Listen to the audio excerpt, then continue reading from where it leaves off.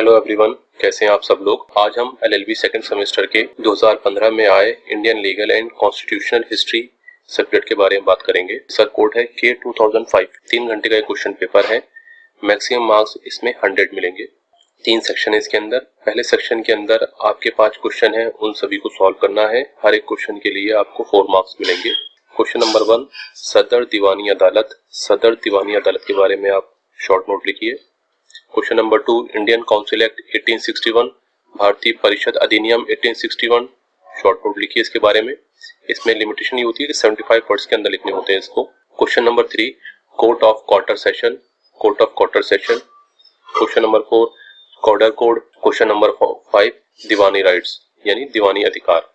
यहाँ question section A and हो जाता है। सेक्शन बी स्टार्ट होता है, जिसमें आपको शॉर्ट आंसर क्वेश्चन लिखने होते हैं। ये आपको 200 वर्ड्स के अंदर लिखने होते हैं। इसमें आपको 2 क्वेश्चन अटेम्प्ट करने हैं। हर क्वेश्चन के लिए आपको 10 मार्क्स मिलेंगे। Question number 6, describe briefly the constitution and jurisdiction of federal court in India.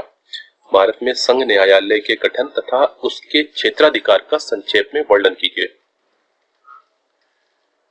Question number 7, what changes are effected by Indian High Court Act 1861 in the administration of justice.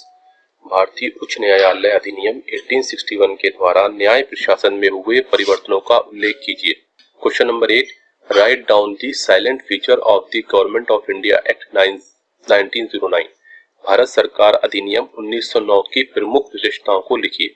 Section C, खंडगा, ये last section है। इसके अंदर आपको 3 question attempt करने हैं। हर एक के मिलिए आपको 20 मार्क्स मिलेंगे, लेकिन इसके आंसर आप लॉन्ग लिखने हैं, यानी विस्तृत में लिखने हैं, जो आपको 300 वर्ड्स 400 वर्ड्स के आसपास होने चाहिए। Question number 9, discuss the scope of provincial autonomy under government of India act 1935। Bharat सरकार अधिनियम 1935 के अंतर्गत प्रांतीय स्वायत्तता के क्षेत्र विस्तार की विवेचना कीजिए। Question number 10, discuss the detail provisions of regulating act 1773 with reference to supreme court at Calcutta. सन 1973 में पारित रेगुलेटिंग एक्ट की उपबंधों का कलकत्ता के उच्चतम न्यायालय के संदर्भ में विस्तृत विवेचना कीजिए। Question number 11, what changes were introduced by Lord Cornwallis to reform the administration of justice through his criminal judicial plan of 1790। Lord Cornwallis द्वारा लाई गई 1970 की आपराधिक न्यायिक योजना के द्वारा न्याय प्रशासन में सुधार के लिए क्या क्या परिवर्तन किए गए।